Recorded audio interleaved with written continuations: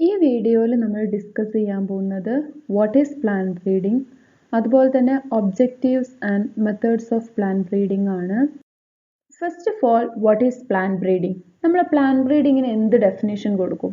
Plant breeding എന്ന് പറഞ്ഞത് it is the art and science of changing, improving and maintaining the heredity of plants in relation to their agro economic importance. Agro economic ഇമ്പോർട്ടൻസിന് വേണ്ടിയിട്ട് ഒരു പ്ലാന്റിനെ change ചെയ്യുക, അല്ലെങ്കിൽ improve ചെയ്യുക, അതിൻ്റെ qualities improve ചെയ്യുക, അല്ലെങ്കിൽ ഒരു പെർട്ടിക്കുലർ ഉള്ള പ്ലാന്റിൻ്റെ ആ ഒരു പെർട്ടിക്കുലർ ക്യാരക്ടർ മെയിൻറ്റെയിൻ ചെയ്യുക, അതിനെയാണ് പ്ലാന്റ് ബ്രീഡിംഗ് എന്ന് പറയുക.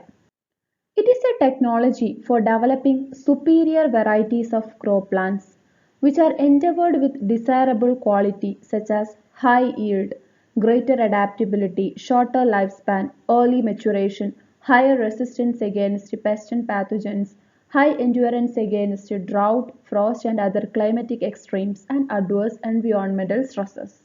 So, ഒരു പ്ലാന്റിലെ superior qualities കൊടുക്കാൻ വേണ്ടിയിട്ടുള്ള ഒരു ടെക്നോളജിയാണ് പ്ലാന്റ് ബ്രീഡിംഗ് എന്ന് പറയുന്നത്. ഒരു പെർട്ടിക്കുലർ പ്ലാന്റിൽ സുപ്പീരിയർ ക്വാളിറ്റി ആഡ് ചെയ്യാൻ വേണ്ടിയിട്ടുള്ള ഒരു ടെക്നോളജിയാണ് ശരിക്കും പ്ലാന്റ് ബ്രീഡിംഗ് എന്ന് പറയുന്നത്. ആൻഡ് സുപ്പീരിയർ ക്വാളിറ്റീസ് എന്തൊക്കെയാ? പ്ലാന്റ് ബ്രീഡർ ഉദ്ദേശിക്കുന്ന desirable qualities such as high yield, greater adaptability, അതായത് എല്ലാ സാഹചര്യത്തിലും വളരാൻ പറ്റുക, ഷോർട്ട് ലൈഫ് സ്പാൻ, പെട്ടെന്ന് ലൈഫ് സൈക്കിൾ കംപ്ലീറ്റ് ചെയ്യുക, ഏർലി മെച്ചുറേഷൻ, പെട്ടെന്ന് തന്നെ റീപ്രൊഡക്റ്റീവ് സ്റ്റേജിലേക്ക് എത്തുക, then resistance against pest and pathogens, ഏതൊരു പെസ്റ്റോ പാത്തജൻസോ ഒന്നും വന്നു കഴിഞ്ഞാൽ അറ്റാക്ക് ചെയ്യാൻ പറ്റാത്തൊരവസ്ഥ ഉണ്ടാവുക, ഡ്രൗട്ടിന്, ഫ്രോസ്റ്റിന്, അതുപോലെ അതർ ക്ലൈമറ്റിക് കണ്ടീഷൻസിന് എന്ത് ചെയ്യുക, കണ്ടീഷൻസിലും ഫേവറബിൾ ആയിട്ട് അല്ലെങ്കിൽ അത് അഫക്റ്റ് ചെയ്യാതെ ആ പെർട്ടിക്കുലർ പ്ലാന്റിനെ ഗ്രോ ചെയ്യാൻ ഉള്ള ജനറ്റിക് മേക്കപ്പ് ആ പ്ലാന്റിൽ വരുത്തുക. ഇതൊക്കെയാണ് പ്ലാന്റ് ബ്രീഡിംഗ് കൊണ്ട് ഉദ്ദേശിക്കുന്നത്. സോ ചുരുക്കി പറഞ്ഞാൽ സുപ്പീരിയർ ക്വാളിറ്റീസ് പ്ലാന്റ്സിൽ പ്രൊവൈഡ് ചെയ്യാനുള്ള ഒരു ടെക്നോളജിയാണ് പ്ലാന്റ് ബ്രീഡിംഗ് എന്ന് പറയുന്നത്. പ്ലാന്റ് ബ്രീഡിങ്ങിന് മെയിനായിട്ടും 3 കമ്പണൻസ് ആണുള്ളത്. First one, plant genetic resources or germplasm. Plant genetic resources അല്ലെങ്കിൽ ജേം പ്ലാസം എന്ന് പറഞ്ഞു കഴിഞ്ഞാൽ it is the sum total of available genes of a particular species. ഒരു പെർട്ടിക്കുലർ സ്പീഷീസിൻ്റെ അവൈലബിൾ ആയിട്ടുള്ള ജീൻസിൻ്റെ സം ടോട്ടലിനെയാണ് പ്ലാന്റ് ജനറ്റിക് റിസോഴ്സസ് എന്ന് പറയുക. അങ്ങനെ പറയുമ്പോൾ നമുക്കൊരു ഐഡിയ കിട്ടൂല. ഇപ്പോൾ ഫോർ എക്സാമ്പിൾ, ഒരു ഹിബിസ്കസ് റോസ സൈനൻസിസ് എന്ന് പറഞ്ഞിട്ടുള്ള പ്ലാന്റിന് സപ്പോസ് ഒരു 25 ക്രോമസോംസ് ഉണ്ടെന്ന് വിചാരിക്കാം. ആ 25 ക്രോമസോംസിലായിട്ട് ഏകദേശം 500ഓളം ജീൻസ് ആണുള്ളത് എന്ന് വിചാരിക്കാം.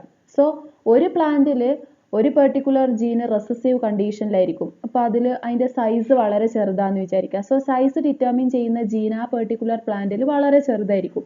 ആൻഡ് തൊട്ടപ്പുറത്ത് വേറൊരു വെറൈറ്റി ഹിബിസ്കസ് ഉണ്ട്, അത് ഭയങ്കര ഹൈറ്റാണ്, ഒരു ട്രീൻ്റെ ഹൈറ്റൊക്കെ വരും. സോ സൈസ് ഡിറ്റർമിൻ ചെയ്യുന്ന ജീൻ അതിലെന്താണ്, ഡോമിനൻ്റാണ്. അപ്പോൾ നമ്മൾ ഈ 2 പ്ലാന്റ്സിൻ്റെയും ജീൻസ് അല്ലെങ്കിൽ ഈ 2 പ്ലാന്റ്സിനെയും നമ്മൾ പ്രിസർവ് ചെയ്യുന്നത് വഴി നമ്മൾ ഈ പ്ലാന്റ്സിൻ്റെ ജീൻസിനെയാണ് എന്ത് ചെയ്യുന്നത്, നെക്സ്റ്റ് ജനറേഷന് വേണ്ടിയിട്ട് അല്ലെങ്കിൽ നമ്മൾ പ്രിസർവ് ചെയ്ത് വെക്കുന്നത്. സോ അതാണ് ഉദ്ദേശിക്കുന്നത്, ഡോമിനൻറ്റും റെസസീവും ആയിട്ടുള്ള മുഴുവൻ ജീൻസിനെയും പ്രിസർവ് ചെയ്ത് വെക്കുക. സോ നമ്മൾ ആ ഒരു സ്പീഷീസിൻ്റെ എല്ലാ വെറൈറ്റീസും നമ്മൾ അല്ലെങ്കിൽ ആ ഒരു പെർട്ടിക്കുലർ സ്പീഷീസിൻ്റെ എല്ലാ വെറൈറ്റീസും നമ്മൾ കളക്ട് ചെയ്താലാണ് സം ടോട്ടൽ ഓഫ് ജീൻസ് ആവുക. സോ അങ്ങനെ കളക്ട് ചെയ്ത് പ്രിസർവ് ചെയ്യുന്നതിനെയാണ് ജേം പ്ലാസം കളക്ഷൻ എന്ന് പറയാം. So germ plasm collection, conservation, evaluation, etc. of cultivated and wild relatives are essential for plant breeding. അപ്പോൾ അങ്ങനെ പറയുന്ന സമയത്ത് നമ്മളിപ്പോൾ എക്സാമ്പിൾ പറഞ്ഞത് ഹിബിസ്കസ് ആണ്, പക്ഷെ ഒരു റൈസ് വെറൈറ്റി ആണെന്ന് വിചാരിക്കുക. ഒറൈസ സറ്റേവയാണ് നമ്മൾ കൾട്ടിവേറ്റ് ചെയ്യുന്ന സ്പീഷീസ്. ആൻഡ് ഒറൈസ സറ്റേവ കൾട്ടിവേറ്റ് ചെയ്യുന്ന പാടത്തിൻ്റെ വക്കിൽ ചിലപ്പോൾ നെല്ലിൻ്റെ തുമ്പത്ത് ഓണുള്ള, അതായത് നീണ്ട ഒരു കോലുള്ള ടൈപ്പ് ഒറൈസനെ നമ്മൾ കാണാറുണ്ട്. അതേപോലെ ഈ വേസ്റ്റ് ലാൻഡ്സിലൊക്കെ കാണും. അത് ഒറൈസ റൂഫിപോഗൺ ആണ്. ഒറൈസ സറ്റേവ മിക്കവാറും കേസിൽ ഡിസീസ് സസെപ്റ്റബിൾ ആയിരിക്കും. ആൻഡ് ഒറൈസ സറ്റേവക്ക് വരുന്ന പല ഡിസീസും ഒറൈസ റൂഫിപോഗണിന് ചിലപ്പോൾ വരാറില്ല. അത് വെറുതെ ഉണ്ടായി വരുന്ന ഒരു നെല്ലാണ്. സോ അതിൽ ഡിസീസ് റെസിസ്റ്റന്റ് ജീൻസ് ഒറൈസ റൂഫിപോഗണിൽ പ്രസന്റ് ആണ്. അതേസമയം ഒറൈസ സറ്റേവയിൽ ഡിസീസ് സസെപ്റ്റബിൾ ആയിട്ടുള്ള ജീൻസ് ആണ് പ്രസന്റ് ആയിട്ടുള്ളത്. ജീൻസിന്റെ വേരിയേഷൻസ് കൊണ്ടാണല്ലോ ഒന്ന് ഡിസീസ് റെസിസ്റ്റന്റും ഒന്ന് ഡിസീസ് സസെപ്റ്റബിളും ആയിട്ടുള്ളത്. സോ നമ്മൾ ഒറൈസ റൂഫിപോഗണ കൂടി കളക്ട് ചെയ്ത് പ്രിസർവ് ചെയ്ത് വെക്കുന്നത് വഴി നമ്മൾ ഒറൈസ എന്ന് പറഞ്ഞിട്ടുള്ള ജീനസിലെ മുഴുവൻ സ്പീഷീസിൻ്റെയും ജേംപ്ലാസ് ആണ് കളക്ട് ചെയ്ത് വെക്കുന്നത്. സോ ഒരു പ്ലാന്റ് ബ്രീഡർക്ക് റൂഫിപോഗണിനെ യൂസ് ചെയ്തിട്ട് ഒറൈസ സറ്റൈവയിൽ പ്ലാന്റ് ബ്രീഡിംഗ് നടത്തി കഴിഞ്ഞാൽ ഡിസീസ് റെസിസ്റ്റൻറ്റും അതുപോലെ തന്നെ ഹൈ ഈൽഡും ആയിട്ടുള്ള ഒരു പ്ലാന്റ് കിട്ടും. ഒറൈസ സറ്റൈവയാണ് റൂഫിപോഗണിനെക്കാട്ടിലും മിക്കവാറും കേസിൽ ഹൈ ഈൽഡ് പ്രൊഡ്യൂസ് ചെയ്യാറ്. സോ ഒറൈസ സറ്റൈവയും റൂഫിപോഗണും കൂടെ ഹൈബ്രിഡൈസേഷൻ നടത്തി കഴിഞ്ഞാൽ ഒരു disease resistant and high yield ആയിട്ടുള്ള ഒരു പ്ലാന്റ് ബ്രീഡർക്ക് കിട്ടും. സോ അങ്ങനെ വൈൽഡ് റിലേറ്റീവ്സിനെയും അതുപോലെ നമ്മൾ വൈൽഡ് റിലേറ്റീവ് എന്നുള്ളതുകൊണ്ട് ഉദ്ദേശിക്കുന്നത് റൂഫിപോഗൺ ആണ്, നമ്മൾ കൾട്ടിവേറ്റ് ചെയ്യുന്നതല്ല അതിന്. ഒറൈസ സറ്റൈവയാണ് നമ്മൾ കൾട്ടിവേറ്റ് ചെയ്യുന്നത്. സോ രണ്ട് ജീൻസിനെ നമ്മൾ പ്രിസർവ് ചെയ്ത് കഴിഞ്ഞാൽ ഒരു പ്ലാന്റ് ബ്രീഡർക്ക് ഹൈബ്രിഡൈസേഷന് വേണ്ടിയിട്ടൊക്കെ അതിനെ യൂസ് ചെയ്യാൻ പറ്റും. ദെൻ നെക്സ്റ്റ് വരുന്നത് ബ്രീഡിംഗ് ടെക്നിക്. ബ്രീഡിംഗ് ടെക്നിക്സ് എന്ന് പറഞ്ഞാൽ പ്ലാന്റ് ബ്രീഡിങ്ങിൽ നമ്മൾ പറഞ്ഞു ഒരു പ്ലാന്റിൻ്റെ ഹെറിഡിറ്റിയിലാണ് ചേഞ്ചസ് വരുത്തുന്നത്. സോ അതുകൊണ്ട് തന്നെ ആ ഹെറിഡിറ്റി ചേഞ്ച് ചെയ്യാൻ വേണ്ടി യൂസ് ചെയ്യുന്ന ടെക്നിക്സ് ആണ് ബ്രീഡിംഗ് ടെക്നിക്സ്. ബ്രീഡിംഗ് ടെക്നിക്സിൽ മ്യൂട്ടേഷൻ ഉപയോഗിക്കും, അതുപോലെ hybridization, selection, polyploidy breeding, resistance breeding etcetera. അപ്പം മ്യൂട്ടേഷൻ ബ്രീഡിംഗ് എന്ന് പറയുമ്പോൾ നമ്മളൊരു മ്യൂട്ടേഷൻ കൊടുക്കുമ്പോൾ ചിലപ്പോൾ ഒരു ചേഞ്ച് ആ പ്ലാന്റിൽ ഉണ്ടാവാം. അത് ചിലപ്പോൾ നമ്മൾ ഉദ്ദേശിക്കുന്ന ചേഞ്ച് ആയിരിക്കില്ല, പക്ഷെ നമുക്ക് ഡിസൈറബിൾ ആയിട്ടുള്ള ഒരു ചേഞ്ച് കിട്ടിക്കഴിഞ്ഞാൽ അതിനെ നമുക്ക് എന്ത് ചെയ്യാം, ജനറേഷൻ ആഫ്റ്റർ ജനറേഷൻ പ്രിസർവ് ചെയ്യാം. വെജിറ്റേറ്റീവ് പ്രൊപ്പഗേഷൻ ഒക്കെ നടത്തി പ്രിസർവ് ചെയ്യാൻ പറ്റുന്ന പ്ലാന്റ് ആണെങ്കിൽ നമുക്കത് പ്രിസർവ് ചെയ്യാം. അതുപോലെ ഒരു പ്ലാന്റ് ബ്രീഡർ ഹൈബ്രിഡൈസേഷൻ നടത്തി ഒരു high yield and disease resistant plant കിട്ടിക്കഴിഞ്ഞാൽ അത് എന്താണ് ഹൈബ്രിഡൈസേഷൻ വഴി ഉണ്ടാക്കിയിട്ടുള്ള ഒരു പുതിയ പ്ലാന്റ് ആയിരിക്കും. അതുപോലെ പോളിപ്ലോയിഡി ബ്രീഡിങ്, റെസിസ്റ്റൻസ് ബ്രീഡിങ്, അതുപോലെ സെലക്ഷൻ, മാസ് സെലക്ഷൻ, അതുപോലെ പ്യുവർ ലൈൻ സെലക്ഷൻ ഒക്കെ ചെയ്യുന്നത് വഴി എന്ത് ചെയ്യാം, പുതിയൊരു സ്പീഷീസിനെ ഡെവലപ്പ് ചെയ്യാം. ദെൻ പ്ലാന്റ് ബ്രീഡിംഗ് വഴി വേരിയസ് സീഡ് പ്രൊഡക്ഷൻ ടെക്നിക്സ്, അത് പല ടൈപ്പ് സീഡ് പ്രൊഡക്ഷൻ ടെക്നിക്സ് വഴി പുതിയ സീഡ്സിനെ, ഹൈ ക്വാളിറ്റി ഉള്ള സീഡ്സിനെ ഡെവലപ്പ് ചെയ്തെടുക്കാൻ പറ്റും. നമ്മൾ ഏകദേശം ഒരു 10-15ഓളം ഒബ്ജക്റ്റീവ്സ് നമുക്ക് പഠിക്കാനുണ്ട്. അതിൽ മെയിനായിട്ട് എന്തിനാണ് നമ്മളൊരു പ്ലാന്റ് ബ്രീഡിംഗ് പ്രൊസീജിയർ ചെയ്യുന്നത് എന്ന് ചോദിച്ചു കഴിഞ്ഞാൽ, main objective of plant breeding is the rapid advancement in the racial improvement of economically important cultivars to make them most desirable to mankind both economically and agronomically. അഗ്രോണമിക്കലിയും അതുപോലെ എക്കണോമിക്കലിയും most desirable ആയിട്ടുള്ള കൾട്ടിവാസ് എന്ന് പറഞ്ഞു കഴിഞ്ഞാൽ പ്ലാന്റ്സിനെ പ്രൊഡ്യൂസ് ചെയ്യുക എന്നുള്ളതാണ് plant ബ്രീഡിങ്ങിൻ്റെ main ആയിട്ടുള്ള ഒരു ഒബ്ജക്റ്റീവ്. അതായത് ഹൈ ഈൽഡ് കിട്ടിക്കഴിഞ്ഞാൽ അത് ഒരു ബ്രീഡർക്ക് അല്ലെങ്കിൽ ഒരു ഫാർമർക്ക് യൂസ്ഫുൾ ആണ് അല്ലേ, അത് വിറ്റ് ഒരുപാട് ക്യാഷ് ഉണ്ടാക്കാം. അതേസമയം ഡിസീസ് റെസിസ്റ്റന്റ് കിട്ടിക്കഴിഞ്ഞാൽ അല്ലെങ്കിൽ വേറെന്തെങ്കിലും ഒരു ക്വാളിറ്റി, ഹൈ അഡാപ്റ്റബിലിറ്റി, എല്ലാ സ്ഥലത്തും ഗ്രോ ചെയ്യാൻ പറ്റുന്ന ഒരു പ്ലാന്റിനെ കിട്ടിക്കഴിഞ്ഞാൽ എന്ത് ചെയ്യാം, അതൊന്നും കൂടി യൂസ്ഫുൾ ആണ് ബ്രീഡർക്ക്. സോ എല്ലാ തരത്തിലും മോസ്റ്റ് ഡിസൈറബിൾ ആയിട്ടുള്ള ഒരു പ്ലാന്റിനെ ഡെവലപ്പ് ചെയ്തെടുക്കുക എന്നുള്ളതാണ് പ്ലാന്റ് ബ്രീഡിങ്ങിന്റെ മെയിൻ ആയിട്ടുള്ള ഒരു objective. Introducing several desirable qualities from different varieties to a single variety. Plant breeding method വഴി നമുക്ക് ഡിസൈറബിൾ ആയിട്ടുള്ള ഒരുപാട് ക്വാളിറ്റീസിനെ നമുക്ക് ഒരു പ്ലാന്റിൽ കൊണ്ടുവരാൻ പറ്റും എന്നുള്ളതാണ് വേറൊരു ഒബ്ജക്റ്റീവ്. ഇപ്പം നമ്മൾ പറഞ്ഞു ഹൈ ഈൽഡ് ആയിട്ടുള്ള ഒരു പ്ലാന്റിൽ നമ്മൾ ഡിസീസ് റെസിസ്റ്റൻസും അതുപോലെ വൈഡർ അഡാപ്റ്റബിലിറ്റിയും ഷോർട്ടർ ലൈഫ് സ്പാനൊക്കെ കൊണ്ടുവന്നു കഴിഞ്ഞാൽ അതെന്താണ്, ആ ഒരു മെത്തേഡ്, അതിനെയാണ് നമ്മൾ പ്ലാന്റ് ബ്രീഡിംഗ് എന്ന് പറയുക. Objective of plant breeding varies with the crop plants. അപ്പം എല്ലാ പ്ലാന്റ് ബ്രീഡിങ്ങിനും ഒരേ ഒബ്ജക്റ്റീവ് ആയിരിക്കൂല. അപ്പോൾ ഒരു ബ്രീഡറുടെ കയ്യിൽ ഹൈ ഈൽഡ് ഉണ്ട്, അതിനെ ഡിസീസ് റെസിസ്റ്റന്റ് ആക്കാണ് വേണ്ടതെങ്കിൽ ഡിസീസ് റെസിസ്റ്റന്റ് ആയിട്ടുള്ള ഏതെങ്കിലും ഒരു പ്ലാന്റുമായിട്ട് ഹൈബ്രിഡൈസേഷൻ നടത്തിയാവും ബ്രീഡർ എന്ത് ചെയ്യുക, ഒരു പുതിയ വെറൈറ്റി ഡെവലപ്പ് ചെയ്തെടുക്കുക. അപ്പം ബ്രീഡറുടെ ആവശ്യം എന്താണ്, ഡിസീസ് റെസിസ്റ്റന്റ് ആയിട്ടുള്ള ഒരു പ്ലാന്റ് കിട്ടുക എന്നുള്ളതാണ്. ദെൻ വേറൊരു ബ്രീഡർ ചിലപ്പം ലൈഫ് സ്പാൻ റെഡ്യൂസ് ചെയ്യാൻ വേണ്ടിയിട്ടായിരിക്കും ഒരു ഹൈബ്രിഡൈസേഷൻ ചെയ്യുക. അപ്പോൾ ആ ബ്രീഡറുടെ ആവശ്യം അല്ലെങ്കിൽ ആ ബ്രീഡറുടെ അപ്പോഴത്തെ എയിം എന്താ, ലൈഫ് സ്പാൻ റെഡ്യൂസ് ചെയ്യാന്നാണ്. സോ പ്ലാന്റ് ബ്രീഡിങ്ങിന്റെ ഒബ്ജക്റ്റീവ് ക്രോപ്പ് പ്ലാന്റിനെയും അതുപോലെ ബ്രീഡറെയും ഡിപ്പെൻഡ് ചെയ്തിരിക്കും. പ്ലാന്റ് ബ്രീഡിങ്ങിന്റെ ഏകദേശം 15ഓളം ഒബ്ജക്റ്റീവ്സ് നമ്മൾ ഡീറ്റെയിൽ ആയിട്ട് എക്സ്പ്ലെയിൻ ചെയ്യുന്നുണ്ട്. നമ്മൾ ആദ്യമേ പറഞ്ഞു ബ്രീഡറെ ഒബ്ജക്റ്റീവ് ഓരോ സമയത്തും ഡിഫറെൻ്റ് ആയിരിക്കും. ഒരു സമയത്ത് ബ്രീഡർ ഹൈ ഈൽഡിങ് ആയിട്ടുള്ള ഒരു പ്ലാന്റിനെയാണ് പ്രൊഡ്യൂസ് ചെയ്യേണ്ടതെങ്കിൽ ആളുടെ ഒബ്ജക്റ്റീവ് എന്തായിരിക്കും, ഹൈ ഈൽഡ്. ദെൻ ചില സമയത്ത് വൈഡർ അഡാപ്റ്റബിലിറ്റി ആയിരിക്കും, അതായത് എല്ലാ സ്ഥലത്തും ഗ്രോ ചെയ്യാൻ പറ്റുന്ന ഒരു പ്ലാന്റ്. സോ ബ്രീഡറുടെ ഒബ്ജക്റ്റീവ് ഓരോ സമയത്തും ഡിഫറെൻ്റ് ആയിരിക്കും. സോ അങ്ങനെ ഏകദേശം 14 മെയിനായിട്ട് വരുന്ന 14 ഒബ്ജക്റ്റീവ്സ് ആണ് നമ്മളിവിടെ എക്സ്പ്ലെയിൻ ചെയ്യുന്നത്. നമ്മൾ ആദ്യം പറഞ്ഞു ഫസ്റ്റ് ഒബ്ജക്റ്റീവ് എന്ന് പറയുന്നത് high yield or high production capacity. വേറെ എന്ത് ക്വാളിറ്റി പ്ലാന്റ്സിൽ ഉണ്ടായിട്ടും കാര്യമില്ല, നമ്മളെ ഉദ്ദേശം അല്ലെങ്കിൽ ഒരു ഫാർമറുടെ ഉദ്ദേശം അല്ലെങ്കിൽ ഒരു ബ്രീഡറുടെ ഉദ്ദേശം എന്തായിരിക്കും? ഹൈ ഈൽഡ് അല്ലെങ്കിൽ ഹൈ പ്രൊഡക്ഷൻ കപ്പാസിറ്റി ആയിരിക്കും. This high yield or high production capacity depends on several factors such as their response to fertilizer. അതായത് ഒരു പ്ലാന്റ് ഹയർ ഈൽഡ് പ്രൊഡ്യൂസ് ചെയ്യണമെങ്കിൽ ആ പ്ലാന്റ് എന്ത് ചെയ്യണം? ഫെർട്ടിലൈസേഴ്സിനോട് നന്നായിട്ട് റെസ്പോണ്ട് ചെയ്യണം. ഫെർട്ടിലൈസർ ആഡ് ചെയ്ത് കഴിഞ്ഞാൽ അതിനെ അബ്സോർബ് ചെയ്ത് അതിൻ്റെ ഒരു ഫെർട്ടിലൈസർ ആഡ് ചെയ്തതിൻ്റെ ഒരു ഇഫക്റ്റ് നമുക്ക് ആ പ്ലാന്റിൽ ഹൈ ഈൽഡിൻ്റെ രൂപത്തിൽ അപ്പോഴാണ് കിട്ടുക. സോ റെസ്പോൺസ് ടു ഫെർട്ടിലൈസേഴ്സ്, അതുപോലെ തന്നെ ടില്ലറിങ് കപ്പാസിറ്റി എന്ന് പറഞ്ഞു കഴിഞ്ഞാൽ സൈഡ് ഷൂട്ട് ഫോം ചെയ്യുക. അപ്പം ഒരു നെല്ലിന്ന് ഒരു ഷൂട്ട് മാത്രമാണ് ഫോം ചെയ്യുന്നതെങ്കിൽ ചിലപ്പോൾ അതിൽ 1-2 കതിരേ ഉണ്ടാവുള്ളൂ. അതിന് പകരം ഒരുപാട് ഷൂട്ട്സ് ഫോം ചെയ്താൽ ഒരുപാട് കതിരുകൾ കിട്ടും. സോ അതിനെയാണ് ടില്ലറിങ് കപ്പാസിറ്റി എന്ന് പറയുക. അതുപോലെ തന്നെ ഒരു പ്ലാന്റ് ഹൈ ഈൽഡ് ആണെങ്കിൽ it should be resistance to pest and pathogens, അതുപോലെ തന്നെ ഡിസീസസ്, അതുപോലെ അഡ്വേഴ്സ് എൻവയോൺമെന്റൽ കണ്ടീഷൻസിലൊക്കെ ജീവിക്കാൻ പറ്റുന്ന പ്ലാന്റ് ആവണം. സോ ഹൈ ഈൽഡ് എന്ന് പറഞ്ഞിട്ടുള്ള ഒരു ഒബ്ജക്റ്റീവ് ബാക്കി കുറേ ഒബ്ജക്റ്റീവ്സിന് എന്ത് ചെയ്യുന്നുണ്ട്? റിക്വയർ ചെയ്യുന്നുണ്ട്. അല്ലെങ്കിൽ ബാക്കി കുറേ ക്വാളിറ്റീസ് ആ ഒരു പ്ലാന്റിന് ഉണ്ടാവുമ്പോഴാണ് ആ പ്ലാന്റ് എന്ത് ചെയ്യുക? ഹൈ ഈൽഡ് പ്രൊഡ്യൂസ് ചെയ്യുക. ഒരുവിധം സ്പീഷീസിലും ഈ ഒരു ഹൈ ഈൽഡ് അല്ലെങ്കിൽ ഹൈ പ്രൊഡക്ഷൻ കപ്പാസിറ്റി എന്ന് പറയുന്നത് ഓൾറെഡി അച്ചീവ് ചെയ്തിട്ടുണ്ട് മോസ്റ്റ് ഓഫ് ദ സ്പീഷീസിൽ. ദെൻ രണ്ടാമത്തെ ഒബ്ജക്റ്റീവാണ് ഇംപ്രൂവ്ഡ് ക്വാളിറ്റി. ഇംപ്രൂവ്ഡ് ക്വാളിറ്റി എന്ന് പറയുമ്പോൾ അല്ലെങ്കിൽ ഒരു പ്ലാന്റിൻ്റെ ക്വാളിറ്റി എന്ന് പറയുന്നത് it determines it's suitability for various uses. നമുക്ക് ഒരു പെർട്ടിക്കുലർ പ്ലാന്റ് പ്രോഡക്റ്റ് അല്ലെങ്കിൽ ആ പ്ലാന്റ് പ്രൊഡ്യൂസ് ചെയ്യുന്ന പ്രൊഡക്റ്റ് നമുക്ക് വേരിയസ് പർപ്പസിന് യൂസ് ചെയ്യാൻ പറ്റണം. അതായത് ഗോതമ്പ് പൊടിച്ചിട്ട് നമുക്ക് ബ്രെഡും ഉണ്ടാക്കാൻ പറ്റണം, അതേസമയം ചപ്പാത്തി ഉണ്ടാക്കാൻ പറ്റണം, ദെൻ അതേസമയം അലീസി ഉണ്ടാക്കാൻ പറ്റണം. ഇങ്ങനെ ഡിഫറെൻ്റ് ആയിട്ടുള്ള എന്താ പറയുക ഫുഡ് പ്രോഡക്ട്സ് നമുക്ക് എന്ത് ചെയ്യണം? ഉണ്ടാക്കാൻ പറ്റണം. അല്ലെങ്കിൽ അതിനൊക്കെ അത് സ്യൂട്ടബിൾ ആവണം. അതിനാണ് ഇംപ്രൂവ്ഡ് ക്വാളിറ്റി എന്ന് പറയുക. അതായത് സ്യൂട്ടബിലിറ്റി ഫോർ വേരിയസ് യൂസസ്.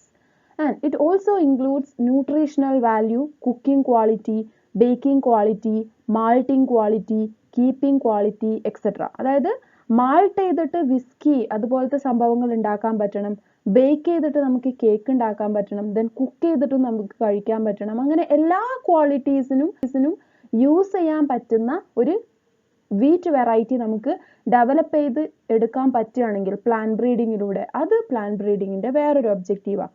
അപ്പോൾ എക്സാമ്പിൾസ് ടെക്സ്റ്റിൽ പറയുന്നുണ്ട് grain size, colour, milling and baking quality of wheat. ഇപ്പം നമ്മൾ സാധാരണ വീറ്റിനെ കാണാറ് ഒരു സ്ലൈറ്റ് ഗോൾഡൻ കളറിലാണ്. പക്ഷെ അത് നല്ല ഒരു എന്താ പറയുക ബ്രൗണിഷ് കളറായി കഴിഞ്ഞാൽ നമുക്കത് കഴിക്കുമ്പോഴൊക്കെ ചപ്പാത്തിയൊക്കെ നല്ല ബ്രൗൺ ആയി കഴിഞ്ഞാൽ നമുക്ക് കാണുമ്പോൾ തന്നെ ഒരു കഴിക്കാൻ തോന്നൂലല്ലോ. അപ്പോൾ ഒരു ഗോൾഡൻ യെല്ലോ ടു വൈറ്റ്, അതാണ് നമ്മൾ ആഗ്രഹിക്കുന്ന ഒരു കളർ എന്ന് പറഞ്ഞത്. സോ ആ കളറിലുള്ള പ്ലാന്റിനെ എന്ത് ചെയ്യുക? അല്ലെങ്കിൽ ഗ്രെയിനെ പ്രൊഡ്യൂസ് ചെയ്തെടുക്കുക. അതുപോലെ തന്നെ ഗ്രെയിൻ്റെ സൈസ് വളരെ ചെറുതാവുമ്പോൾ ഇത്തിരി ഒരു ബുദ്ധിമുട്ടാണ്. അതുപോലെ വലിയ സൈസ് ആണെങ്കിലും അത് പ്രശ്നമാണ്. അപ്പോൾ ആ ഒരു സ്യൂട്ടബിൾ ആയിട്ടുള്ള സൈസുള്ള ഗ്രൈൻ്റെ സൈസ്, അതുപോലെ മാൾട്ടിങ്ങിന്, ബേക്കിങ്ങിന് എല്ലാത്തിനും പറ്റുന്ന ടൈപ്പ് ഓഫ് വീറ്റ്. അതുപോലെ തന്നെ cooking quality of rice cook ചെയ്യുമ്പോൾ എന്ത് ചെയ്യരുത്? ഉടഞ്ഞു പോകരുത്, അത് അരിയായിട്ട് തന്നെ നിൽക്കണം. അങ്ങനത്തെയൊക്കെയാണ് നമ്മൾ ആഗ്രഹിക്കുന്നത്. സോ ആ രൂപത്തിൽ എന്ത് ചെയ്യുക? ഒരു പ്ലാന്റ് ബ്രീഡിങ്ങിലൂടെ ഡെവലപ്പ് ചെയ്തെടുക്കുക. അപ്പോൾ അതാണ് ഇംപ്രൂവ്ഡ് ക്വാളിറ്റി കൊണ്ട് ഉദ്ദേശിക്കുന്നത്. വേരിയസ് പർപ്പസിന് ആ ഒരു പെർട്ടിക്കുലർ പ്ലാന്റ് പ്രൊഡക്റ്റ് നമുക്ക് യൂസ് ചെയ്യാൻ പറ്റണം. ദെൻ മൂന്നാമത്തത് resistance against pest and diseases. Plants പെസ്റ്റിനും ഡിസീസസിനൊക്കെ സസെപ്റ്റിബിൾ ആണെങ്കിൽ നമുക്ക് ഈൽഡ് കുറേ നഷ്ടപ്പെടും. കാരണം പ്ലാന്റ് എന്ത് ചെയ്യും? ആ ഒരു പെസ്റ്റിനോടും ഡിസീസിനോടും പൊരുതാൻ വേണ്ടിയിട്ട് അതിൻ്റെ കുറേ എനർജി യൂസ് ചെയ്യുന്നതുകൊണ്ട് തന്നെ ഈൽഡ് കുറയും. സോ അത് ഒഴിവാക്കാൻ വേണ്ടി ഒരു പ്ലാന്റിനെ ഡിസീസ് ആൻഡ് പെസ്റ്റ് റെസിസ്റ്റൻ്റ് ആക്കി കഴിഞ്ഞാൽ അത് ഒരുപാട് പ്ലാന്റിൻ്റെ വേറെ ക്വാളിറ്റീസ് ഇംപ്രൂവ് ചെയ്യും. സോ അതാണ് മൂന്നാമത്തെ objective resistance against pest and pathogens അല്ലെങ്കിൽ പെസ്റ്റ് ആൻഡ് ഡിസീസസ്. നമ്മളൊരു പ്ലാന്റിനെ പെസ്റ്റ് ആൻഡ് ഡിസീസസിന് റെസിസ്റ്റൻ്റ് ആയിട്ട് ഡെവലപ്പ് ചെയ്തെടുക്കുക ത്രൂ പ്ലാന്റ് ബ്രീഡിങ്. സോ അങ്ങനെയാകുമ്പോൾ നമുക്ക് പെസ്റ്റിസൈഡ്സിന് വേണ്ടി ക്യാഷ് കളയണ്ട, അതുപോലെ ഒരു പെർട്ടിക്കുലർ ഡിസീസസിനെതിരായിട്ട് നമുക്ക് ഒന്നും ചെയ്യണ്ട. സോ ഒരുപാട് എക്കണോമിക്കലി ബെനിഫിറ്റഡ് ആവും ഫാർമേഴ്സും അതുപോലെ തന്നെ ബ്രീഡേഴ്സും. അതായത് പെസ്റ്റിനും ഡിസീസസിനും എതിരെ പിന്നെ ഒരു കൺട്രോളും ആവശ്യമായിട്ട് വരില്ല. അങ്ങനത്തെ പ്ലാന്റ്സ് എന്ത് ചെയ്യും? ഹൈ ഈൽഡ് പ്രൊഡ്യൂസ് ചെയ്യുകയും ചെയ്യും. ദെൻ വേറൊരു ഒബ്ജക്റ്റീവാണ് resistance against abiotic condition. Plants എന്ന് പറയുമ്പം they are exposed to unfavourable environmental conditions. ഒരു പ്ലാന്റിന് ഒരു സ്ഥലത്ത് നിന്ന് വേറൊരു സ്ഥലത്തേക്ക് മൂവ് ചെയ്യാൻ പറ്റാത്തത് കൊണ്ട് തന്നെ ആ ഒരു എൻവയോൺമെൻറ്റിൽ എന്തൊക്കെ അഡ്വേഴ്സ് കണ്ടീഷൻസ് ആണോ ഉള്ളത് അതൊക്കെ ആ പ്ലാന്റ് സഫർ ചെയ്യേണ്ടി വരും. സോ എബയോട്ടിക് കണ്ടീഷൻസിന് എന്ത് ചെയ്യുക, അൺഫേവറബിൾ ആയിട്ടുള്ള എബയോട്ടിക് കണ്ടീഷൻസിന് റെസിസ്റ്റൻ്റ് ആയിട്ടുള്ള ഒരു പ്ലാന്റ് ഡെവലപ്പ് ചെയ്തെടുത്തു കഴിഞ്ഞാൽ അത് ഫാമേഴ്സിന് ഒരുപാട് ഉപകാരപ്പെടും. ഒരു പ്ലാന്റ് എബയോട്ടിക് കണ്ടീഷന് റെസിസ്റ്റൻ്റ് അല്ലെങ്കിൽ it severely effect their growth, vigour, vitality, maturation, അതുപോലെ തന്നെ ഈൽഡിനെ അതുപോലെ തന്നെ ആ പ്ലാന്റ് ചിലപ്പം പെട്ടെന്ന് അങ്ങ് മെച്ചുവർ ആവും, അധികം ഗ്രോത്ത് ഒന്നും ആവാതെ, അല്ലെങ്കിൽ മെച്ചുറേഷൻ എന്ത് ചെയ്യൂല, കുറേ സമയം ആയാലും ആവില്ല. പിന്നെ ഇങ്ങനെ നല്ല വെയിലത്താണ് ഒരു പ്ലാന്റ്, നമ്മൾ അധികം വെള്ളമൊന്നും ഒഴിച്ചെടുത്ത് കഴിഞ്ഞില്ലെങ്കിൽ അതിങ്ങനെ ശോഷിച്ചാണ് ഗ്രോ ചെയ്യുക. സോ ടോട്ടൽ ആ പ്ലാന്റിന്റെ ഗ്രോത്തിനെയും അതുപോലെ ഈൽഡിനെയും എന്ത് ബാധിക്കും, ഈ ഒരു അൺഫേവറബിൾ എൻവയോൺമെന്റൽ കണ്ടീഷൻ ബാധിക്കും. So resistance against abiotic condition ഒരു പ്ലാന്റിൽ ബ്രീഡർ ഡെവലപ്പ് ചെയ്തെടുക്കുകയാണെങ്കിൽ ആ പ്ലാന്റിന് അത് ഒരുപാട് ഉപകാരപ്പെടും. അഞ്ചാമത്തെ ഒബ്ജക്റ്റീവാണ് വൈഡർ അഡാപ്റ്റബിലിറ്റി. വൈഡർ അഡാപ്റ്റബിലിറ്റി എന്ന് പറഞ്ഞാൽ suitability four cultivation over A wide range of environmental condition. അതായത് എല്ലാ സ്ഥലത്തും ഗ്രോ ചെയ്യാൻ പറ്റുന്ന ഒരു പ്ലാന്റ്, ട്രോപ്പിക്കൽ റീജിയൻസിലും അതുപോലെ തന്നെ ടെമ്പറേറ്റ് റീജിയൻസിലും കോൾഡ് റീജിയൻസിലും അതുപോലെ തന്നെ ഹോട്ടായിട്ടുള്ള റീജിയൻസിലും എല്ലാ കാലാവസ്ഥയിലും ഗ്രോ ചെയ്യാൻ പറ്റുന്ന പ്ലാന്റ്സിനെ ഡെവലപ്പ് ചെയ്തെടുക്കുക. അതാണ് അഞ്ചാമത്തെ ഒരു ഒബ്ജക്റ്റീവ്. ദ നെക്സ്റ്റ് ഒബ്ജക്റ്റീവാണ് short life span and early maturation. ഒരു പ്ലാന്റിന് ഷോർട്ട് ലൈഫ് സ്പാൻ ആണെങ്കിൽ നമുക്ക് കുറച്ച് സമയം ആ ക്രോപ്പ് പ്ലാന്റ് മെയിൻറ്റെയിൻ ചെയ്യേണ്ടി വരുള്ളൂ. അതുപോലെ തന്നെ ഏർലി മെച്ചുറേഷൻ സംഭവിക്കുക, അതായത് ഒരു പ്ലാന്റിന് കുറച്ചേ ഉള്ളൂ വെജിറ്റേറ്റീവ് പീരിയഡ് എന്ന് വിചാരിക്കുക. അപ്പം നമ്മൾ ഒരു വീറ്റ് വെറൈറ്റി 150 ഡേയ്സ് കൊണ്ടാണ് അതിൻ്റെ ലൈഫ് ടൈം കംപ്ലീറ്റ് ചെയ്യുക. ഒരു എക്സാമ്പിൾ പറയുകയാണെങ്കിൽ പണ്ടൊക്കെ ഉണ്ടായിരുന്ന റൈസ് വെറൈറ്റീസ് ഏകദേശം 150 ഡേയ്സ് കൊണ്ടാണ് അതിൻ്റെ ലൈഫ് ടൈം കംപ്ലീറ്റ് ചെയ്തിരുന്നത്. പക്ഷേ ഇപ്പോൾ ഹ്രസ്വ എന്നൊക്കെ പറഞ്ഞിട്ടുള്ള വെറൈറ്റി 90 ഡേയ്സ് കൊണ്ട് അതിൻ്റെ ലൈഫ് ടൈം കംപ്ലീറ്റ് ചെയ്യും. സോ നമുക്ക് ഏകദേശം 60 ദിവസം അല്ലെങ്കിൽ 2 മാസം ആ പ്ലാന്റിന് എന്ത് ചെയ്യണ്ട, മെയിൻറ്റെയിൻ ചെയ്യണ്ട, വളമൊന്നും കൊടുക്കണ്ട. സോ ഏർലി മെച്ചുർ ചെയ്യുന്നതുകൊണ്ട് അല്ലെങ്കിൽ ലൈഫ് സ്പാൻ റെഡ്യൂസ് ചെയ്യുന്നതുകൊണ്ട് തന്നെ നമുക്ക് എന്ത് ചെയ്യാം, ആ പ്ലാന്റിനെ കുറച്ച് സമയം മെയിൻറ്റെയിൻ ചെയ്താൽ മതി. So crop management time reduce ചെയ്യാൻ പറ്റും. അതുവഴി നമുക്ക് അതിന് വാട്ടറും ഫെർട്ടിലൈസറൊക്കെ കൊടുക്കുന്ന ആ ഒരു പീരിയഡ് ഉണ്ടല്ലോ അതും കുറക്കാൻ പറ്റും. ദെൻ അതേസമയം നമുക്ക് ക്രോപ്പ് റൊട്ടേഷനും പറ്റും. ഒരു 150 ഡേയ്സ് കൊണ്ട് കംപ്ലീറ്റ് ചെയ്യുന്നത് 90 ഡേയ്സ് ആയി ചുരുക്കുന്ന സമയത്ത് നമുക്ക് ഒരു വർഷത്തിൽ 2 പ്രാവശ്യം കൾട്ടിവേറ്റ് ചെയ്യാൻ പറ്റുന്ന ഒരു സ്ഥലത്ത് 3 പ്രാവശ്യം കൾട്ടിവേറ്റ് ചെയ്യാം. സോ നമുക്ക് ഒരു ഈൽഡ് അല്ലെങ്കിൽ ഒരു പ്രാവശ്യത്തെ ഈൽഡ് നമുക്ക് എക്സ്ട്രാ കിട്ടും. അതാണ് short life span and early maturation കൊണ്ടുള്ള ഒരു merit. Then synchronous maturity. Synchronous maturity എന്ന് പറഞ്ഞാൽ സൈമൾട്ടേനിയസ് മെച്ചുറേഷൻ ആണ്.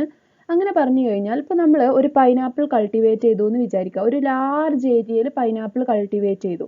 ദെൻ പൈനാപ്പിൾ മെച്ചുറായി ഒരു യെല്ലോയിഷ് കളർ എത്തുന്ന സമയത്താണ് അത് എന്ത് ചെയ്യുക, ഹാർവെസ്റ്റ് ചെയ്യുക. അപ്പം ആദ്യം ഒന്ന് യെല്ലോ ആയി, നമ്മളത് ഹാർവെസ്റ്റ് ചെയ്ത് പോന്നു. ഒരു 3 ദിവസം കഴിഞ്ഞിട്ട് അടുത്തത് യെല്ലോ ആയി, നമ്മളത് ഹാർവെസ്റ്റ് ചെയ്തു. അടുത്ത 3 ദിവസം കഴിയുമ്പോൾ കുറച്ച് യെല്ലോ ആയി. അങ്ങനെ നമ്മൾ കണ്ടിന്യൂസ് ആയിട്ട് ആ ഫീൽഡ് എന്ത് ചെയ്യേണ്ടി വരും, വിസിറ്റ് ചെയ്യേണ്ടി വരും. ഓരോന്നും ഓരോ സമയത്താണ് മെച്ചുർ ചെയ്യുന്നതും അതുപോലെ റൈപ്പൻ ചെയ്യാനും സ്റ്റാർട്ട് ചെയ്യുന്നതെങ്കിൽ. പക്ഷേ സൈമൾട്ടേനിയസ് മെച്ചുറേഷൻ അല്ലെങ്കിൽ സിങ്ക്രണസ് മെച്യൂരിറ്റി എന്ന് പറഞ്ഞു കഴിഞ്ഞാൽ എല്ലാം ഒരേ സമയത്ത് എന്ത് ചെയ്യുക, മെച്ചുർ ആവുക. സോ നമുക്ക് ഒറ്റ പ്രാവശ്യം ആ ഫീൽഡിൽ വിസിറ്റ് ചെയ്താൽ മതി ആ പ്ലാന്റ്സിന് എന്ത് ചെയ്യാൻ, ഹാർവെസ്റ്റ് ചെയ്യാൻ. അതിനെയാണ് സിങ്ക്രണസ് മെച്യൂരിറ്റി എന്ന് പറയുക. ആൻഡ് സാധാരണ സിങ്ക്രണസ് മെച്യൂരിറ്റി ആവശ്യമായിട്ട് വരുന്നത് crops like citrus, green gram, കൗപ്പി, cotton etcetera. അപ്പോൾ കൗപ്പീൻ്റെയൊക്കെ കേസിൽ ഒരു ചെറിയ പയറിൻ്റെ പുറത്താണ് കൗപ്പി ഉണ്ടാവുക. അപ്പോൾ നമ്മൾ ഒരു പ്രാവശ്യം കുറച്ച് കൗപ്പി പറിച്ചു വന്നു, വീണ്ടും നമ്മൾ ആ സെയിം പ്ലാന്റിൽ തന്നെ കുറച്ച് കൗപ്പി കൂടി പറിച്ചു വരിക എന്നൊക്കെ പറഞ്ഞത് വളരെ ബുദ്ധിമുട്ടാണ്. അപ്പോൾ ഒരു പ്ലാന്റിലുള്ള മൊത്തം ഫ്രൂട്ട്സിനെ നമുക്ക് ഒരേ ടൈം പറിക്കാൻ പറ്റും സിങ്ക്രണസ് മെച്യൂരിറ്റി ആണെങ്കിൽ. അതാണ് 7ാമത്തെ ഒബ്ജക്റ്റീവായിട്ട് വരുന്നത്. Then desirable agronomic characteristics. 8ാമത്തെ ഒബ്ജക്റ്റീവാണ് desirable agronomic characteristics. Desirable agronomic characteristics എന്ന് പറഞ്ഞു കഴിഞ്ഞാൽ ഇപ്പോൾ വെള്ളം കയറുന്ന ഏരിയയിൽ നമുക്ക് വീറ്റ്, റൈസ് ഒക്കെ ഹൈറ്റുള്ള പ്ലാന്റ് ആണ് ഉള്ളതെങ്കിൽ ഒന്നും കൂടിയും കംഫർട്ടാണ്. കാരണം വെള്ളം കയറി കഴിഞ്ഞാലും അത് കതിരാകുന്ന സമയത്ത് എന്ത് ചെയ്യൂല, നെല്ല് അല്ലെങ്കിൽ ആ ഒരു ഫ്രൂട്ട്സ് എന്ത് ചെയ്യൂല, നശിച്ചു പോവില്ല. പക്ഷെ ഡ്വാർഫ് പ്ലാന്റ് ആണ് നമ്മൾ വെള്ളം കയറുന്ന സ്ഥലത്ത് ഗ്രോ ചെയ്യുന്നതെങ്കിൽ അത് ഫുള്ളായിട്ട് വെള്ളം കയറിയിട്ട് നശിച്ചു പോകും. അപ്പോൾ ചില സമയത്ത് ഹൈറ്റ് കൂടിയ പ്ലാന്റ് ആവശ്യമായിട്ട് വരും. എന്നാൽ വളരെ എന്താ പറയുക, വെള്ളമൊന്നും കയറാത്തൊരു സ്ഥലത്ത് നല്ല ഹൈറ്റുള്ള റൈസോ വീറ്റോ ഗ്രോ ചെയ്യേണ്ട ആവശ്യമില്ല. കാരണം ഒരു പ്ലാന്റ് വലുതാവുന്നതിനനുസരിച്ച് അതിനുള്ള ഫെർട്ടിലൈസർ, വാട്ടറിൻ്റെയൊക്കെ ആവശ്യകത കൂടുതലായിരിക്കും. സോ നമ്മൾ മോർ ഫെർട്ടിലൈസറും മോർ വാട്ടറും ഒക്കെ ആഡ് ചെയ്യേണ്ടി വരും. സോ ഓരോ കണ്ടീഷൻസിന് ആവശ്യമായിട്ട് പ്ലാന്റിൻ്റെ ഹൈറ്റ്, അതുപോലെ എന്താ പറയുക ടില്ലറിങ് കപ്പാസിറ്റി എന്ന് പറഞ്ഞാൽ ഷൂട്ട്സ് കൂടുതൽ പ്രൊഡ്യൂസ് ചെയ്യുക. അപ്പം ഒരു നെല്ലിൻ്റെ വിത്തുനിന്ന് ഒരു ഷൂട്ട് ഫോം ചെയ്യുന്നതിന് പകരം 2, 3, 4 ഷൂട്ട്സ് ഫോം ചെയ്യുകയാണെങ്കിൽ അതിലൊക്കെ കതിര് വരുമ്പോൾ നമുക്ക് എന്ത് ചെയ്യും, ഒരുപാട് റൈസ് കിട്ടും. സോ അങ്ങനെ എന്ത് ചെയ്യുക, അഗ്രോണമിക് ക്യാരക്ടറിസ്റ്റിക്സ്, നമുക്ക് ആവശ്യമുള്ള അഗ്രോണമിക് ക്യാരക്ടറിസ്റ്റിക്സ് ഒരു പ്ലാന്റിൽ പ്രൊഡ്യൂസ് ചെയ്യുക എന്നുള്ളതാണ് 8ാമത്തെ ഒബ്ജക്റ്റീവ്. ആൻഡ് ഈ ഒരു ഡിസൈറബിൾ അഗ്രോണമിക് ക്യാരക്ടറിസ്റ്റിക്സ് ഒരു പ്ലാന്റിൽ കൊടുക്കുന്ന സമയത്ത് അതോടുകൂടെ ബെനിഫിറ്റഡ് ആയിട്ട് വേറെ ക്യാരക്ടേഴ്സും കൂടെ വരാറുണ്ട്. അതിനൊരു എക്സാമ്പിൾ എന്താണെന്ന് വെച്ച് കഴിഞ്ഞാൽ ഡ്വാർഫ്നെസ് ഇൻ സീരിയൽസ് എന്ന് പറയുമ്പോൾ നമ്മൾ റൈസും വീറ്റും ഒക്കെയാണ്. സോ സീരിയൽസിൽ dwarfness is usually associated with increased resistance and greater fertiliser response. Dwarf ആയിട്ടുള്ള സീരിയൽസിൻ്റെ കേസിൽ സാധാരണ റെസിസ്റ്റൻസ് കൂടുതലായിരിക്കും, അതുപോലെ തന്നെ ഫെർട്ടിലൈസർ റെസ്പോൺസും കൂടുതലായിട്ട് കണ്ടിട്ടുണ്ട്. സോ നമ്മൾ ഒരു പ്ലാന്റിനെ ഡ്വാർഫ് ആക്കുന്നത് വഴി അത് ഫെർട്ടിലൈസർ റെസ്പോൺസീവ് ആയിട്ട് മാറും, അതേസമയം റെസിസ്റ്റൻസും അതിൽ എന്താ പറയുക ആ പ്ലാന്റിന് കിട്ടാറുണ്ട്. സോ അതാണ് 8ാമത്തെ ഒബ്ജക്റ്റീവ്.